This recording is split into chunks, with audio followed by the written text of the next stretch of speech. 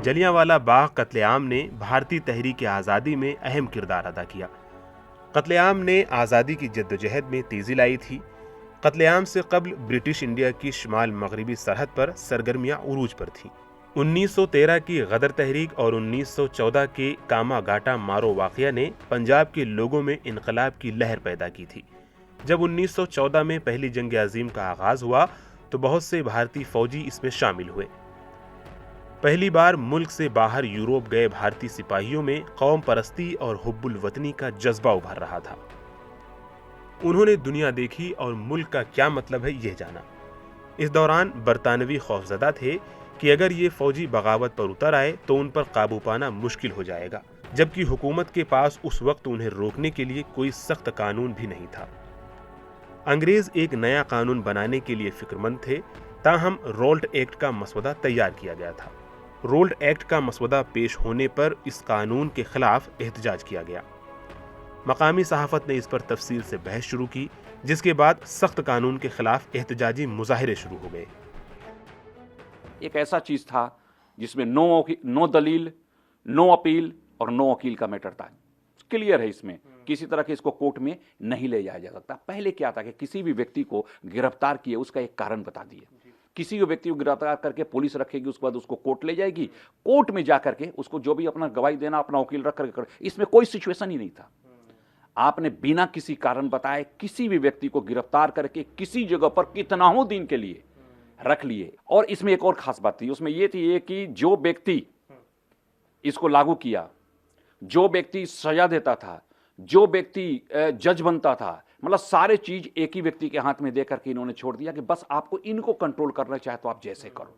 पत्र पत्रिकाओं में अमृत बाजार पत्रिका थी, उसके बाद Independence, Bombay Chronicle, New Herald, the Tribune, Vijay, Inquilab, Siyasat, सब ने कुछ न कुछ इसके बारे में निकाला और अंग्रेजों की धज्जी उड़ा दिया इन्होंने। लेकिन अंग्रेज किसी भी रूप में सुनने के लिए तैयार नहीं थे। एक पत्रिका था वक्त, 22 मार्च को एक कार्टून भी निकाला था जिसमें इस रोल्ड एक्ट को काले नाग की तरह दिखाया था और तब से इसको काला नाग भी कहा जाने लगा। एक दूसरा शब्द भी आता है कि यह सांप था और काला नाग था। इस कानून के खिलाफ सत्याग्रह के जरिए मुल्क भर में एहतजाज किया गया। पंजाब के कई इलाकों में एहतजाजी मुजाहिरे किए गए। अमृतसर में भी शेड्यूल के मुताबिक एहतजाज का सिलसिला जारी था। इसमें दो व्यक्ति अमृतसर में इसको लीड किए, एक डॉक्टर सत्यपाल मलिक और दूसरा हो गए डॉक्टर किचलू। दोनों के नेतृत्व में प्रदर्शन होते रहे और उस प्रदर्शन में महात्मा गांधी को भी बुलाने की बात थी। महात्मा गांधी भी 2 अप्रैल को पंजाब पहुंचने के लिए चल चुके थे, लेकिन पलवल में, चूंकि पंजाब का क्षेत्र उसमें बहुत बड़ा था, उस पलवल में वहीं पर ट्रेन से मुंबई से वो आए, उनको रोक करके वहीं से उनको वापस कर दिया गया। इसलिए महात्मा गांधी यहां पर पहुंच नहीं पाए। जो भी हो, इन सब के बावजूद 18 मार्च 1919 को रॉलेट बिल 20 मतों के मुकाबले 35 मतों से इसे पारित कर दिया गया। 10 अप्रैल को जिलाधिकारी जो इरविन था, अमृतसर का जो जिलाधिकारी था, उसने डॉक्टर किचलू और सत्यपाल मलिक दोनों को बुलाया और धोखे से 10 बजे सुबह में बुला करके उन दोनों को गिरफ्तार कर लिया गया। यहां पर गिरफ्तार करके यहां नहीं रखा गया, बल्कि उनको गिरफ्तार करके लेकर के धर्मशाला भेज दिया गया। एहतजाजी मुजाहिरों में 2 रहनुमा डॉक्टर सैफुद्दीन किचले और डॉक्टर सत्यपाल मलिक नुमाया थे। इन दोनों रहनुमाओं की गिरफ्तारी के बाद अमृतसर में कशीदगी फैल गई और काटरा जमील सिंह, हाल बाजार और ऊंचा पुल के इलाके में 20,000 से ज्यादा लोगों ने एहतजाज किया। इस दौरान 1 या 2 पुरतशद्दुद वाक़यात भी पेश आए, जिसके बाद पंजाब के lieutenant governor Michael O'Dwyer ने सूरत हाल को संभालने के लिए जालंधर कंटोनमेंट बोर्ड से army officer general R Dyer को बुलाया था। तब उसने क्या किया, आर डायर को जालंधर से बुलाया, क्योंकि उसका थोड़ा सा पब्लिक के प्रति एक अजीब व्यू था। उसे ये लगता था कि पब्लिक ऐसा किसी अंग्रेज के विरुद्ध खड़ा होकर के उसके साथ बदतमीजी कर ही नहीं सकती। इसलिए नहीं कर कि ये देश हमारा है, ये हैं कौन, ये तो कुत्ते और कीड़े मकोड़े हैं, ये कर ही नहीं सकते। और इसको लेकर के गुस्सा था, और गुस्सा में आने वाला जो सबसे प्रोमिनेंट होकर बोलने वाला उत्तर क्षेत्र में कोई व्यक्ति था तो ये जनरल डायर था। जलियांवाला बाग कत्लेआम से 1 रोज कबल जनरल आर डायर ने मुसल्लह फौज के साथ अमृतसर में मार्च किया और कर्फ्यू का ऐलान किया। जब ये घर गए, अपने क्वार्टर पर गए, तो उन्होंने मैप देखा तो पता चला ये तो 10% एरिया ही कवर किए। 90% लोगों को तो पता ही नहीं है कि आपने मार्शल लॉ लगाया है, कि रोलेट एक्ट लगाया है, कि आपने कर्फ्यू लगाया, आपने क्या लगाया, किसी को पता ही नहीं।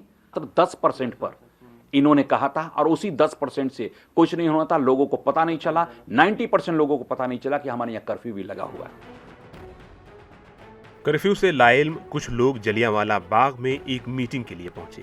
इसके अलावा वसाखी की मुनासिबत से मुताद्दिद लोग खिराज अकीदत पेश करने के लिए दूर दराज इलाकों से श्री हरमंद साहिब पहुंचे थे। वहीं गोविंदगढ़ पशु मेले के लिए भी कई ताजिर वहां जमा हुए थे। इस दौरान जनरल डायर तमाम तफसीलात से वाकफियात हासिल कर रहा था। एक और ग्रुप होता था जो उसमें भीड़ होती थी, वो थी और मोहल्ले की औरतों की, बच्चों का और बूढ़े लोगों का। वो सारा माइक वहाँ चल रहा था, सारी तैयारी हो रही थी, सुबह से तैयारी सारी कुछ चल रही थी। लोगों को बहुत लेना था, लोगों को सिर्फ इतना लेना था कि माइक लग रहे हैं, कुछ ना कुछ बजेगा, हमें देखना है।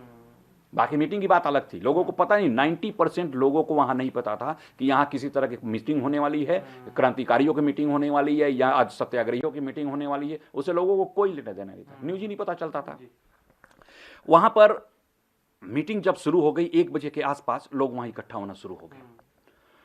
उसकी सारी खबर जनरल डायर को पहुंचने लगी। इजलास का आगाज 4 या 4:30 बजे शुरू होना था, ताहम भारी भीड़ को देखते हुए दोपहर 3 बजे ही जलसा शुरू हो गया। ताहम गोरखा रेजिमेंट और अफगान रेजिमेंट के 50 सिपाहियों के साथ जनरल डायर बाग के अंदर दाखिल हुआ और फायरिंग करने का हुक्म दे दिया। जैसे दुर्गादास खड़े हुए और वो हटने के लिए तैयार हुए, तभी गोली चलना शुरू हो गई। और वो गोली चलने का जो टाइम था जनरली जो मिलता है वो है 5:50 में गोली चलना शुरू हो गई। इस सिचुएशन में इन्होंने कहीं कुछ नहीं देखा, कोई हवाई फायर नहीं, सीधे जहां सबसे ज्यादा भीड़ थी वहां गोली चलाना शुरू कर। लेकिन जब लोगों के शरीर से खून बहना शुरू हुआ तब भगदड़ मच गई। उसको भी समझने से 1 से 1.5 मिनट लग गए कि हुआ क्या। एक गोली तो चल नहीं सकता था, ऐसा कोई रिकॉर्ड था नहीं। लोग भी जानते थे कि भैया सरकार है, हमारी सरकार है। और कुल मिलाकर के 303 का 3.3 का 1650 गोलियां चला था। एकमात्र उस जलियांवाला बाग में एक कुआं था, 3 पेड़ थे और एक टूटी फूटी समाधि थी। इससे बचना बहुत मुश्किल था। उस कुआं में स्त्रियां और बच्चे जो थे, बूढ़े थे, लगभग कूद गए, उससे भर गया। और बाकी और लोग थे जो गोली ये कर रहे थे। सुल्तान सिंह विंड दरवाजा, जो एक तरफ का दरवाजे को कहा जाता है सुल्तान सिंह विंड दरवाजा, उस तरफ से थोड़ा सा दरवाजा टूटा हुआ था। लोग उसी से गिरना शुरू किया। जैसे गिरते थे गोली वहीं चलती थी। तो उधर तरफ लोग नहीं गिरते थे, लाशें गिरती थी। उस तरफ पूरी तरह जाम हो गया। लाश गिरते गिरते गिरते गिरते पूरी तरह से जाम हो गया। वहीं पर एक व्यक्ति जिसका नाम उधम सिंह सभी लोग जानते हैं। ऐसे बच्चे का, ऐसे बालक को भूला नहीं जा सकता है। उधम सिंह और इनके साथ एक और व्यक्ति, एक और बच्चा था। 2 बच्चे इसी उधर भागना शुरू। ये दोनों भी पेड़ के पीछे छिप करके जैसे तैसे वो अपनी जान इन्होंने बचाया था। ये भी लगभग पूरी तरह से घिर गए थे। गोली कांड के बाद अमृतसर ही नहीं बल्कि पूरे शहर में मरघटा सन्नाटा छा गया। फायरिंग के बाद जख्मियों को पानी का एक कतरा तक नसीब नहीं हुआ। अगर उस मौके पर सिर्फ पानी या तिब्बी इमदाद बर वक्त फराहम की जाती तो बहुत सी जिंदगियां बच सकती थी। खालसा कॉलेज के प्रिंसिपल थे G.A. वादन।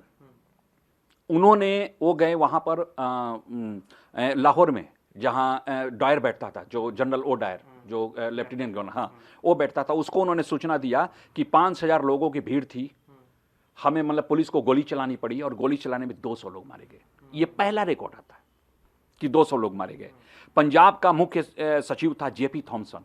वो लिखता है कि 291 लोग मारे गए थे। उसमें भी वो डाटा देता है कि 211 अमृतसर शहर के थे।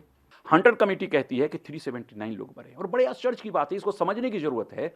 उसमें वो कहती है कि 275 लोग गोलियों से मरे हैं, 104 लोग कुएं में जो डेड बॉडी था वो डेड बॉडी है। तो मदन मोहन मालवीय उस जांच कमेटी का अध्यक्ष होते हैं और वो बताते हैं कि 1000 लोग मरे थे। कांग्रेस जांच कमेटी जो देती है वो कहती है 1200 लोग मरे थे और 2600 लोग घायल हुए थे। स्वामी श्रद्धानंद थे, वो श्रद्धानंद भी गए थे वहां पर और उन्होंने कहा कि 1500 लोग मरे। यानी कि कुल मिलाकर के जो डाटा आ रहा है वो 1000 से लेकर के 1500 के बीच में आ रहा है। अंग्रेजों के ही रिकॉर्ड है जो बढ़ते जा रहे हैं, लेकिन 379 कहीं से नहीं बढ़ता। ये सिचुएशन था। तो कुल मिलाकर ये कहा जा सकता है कि कितने लोग मरे थे ये बहुत ज्यादा ये क्लियर नहीं होता, लेकिन इतना तय है कि हजारों की संख्या में लोग मरे हैं, जिसको कुछ भी ये करना मुश्किल हो जाता है। भारतीयों में पाए जाने वाले गम और गुस्से को देखते हुए अंग्रेज हुकूमत ने जनरल डायर को मुअत्तल कर दिया, जिसके बाद वो बरतानिया वापस चला गया।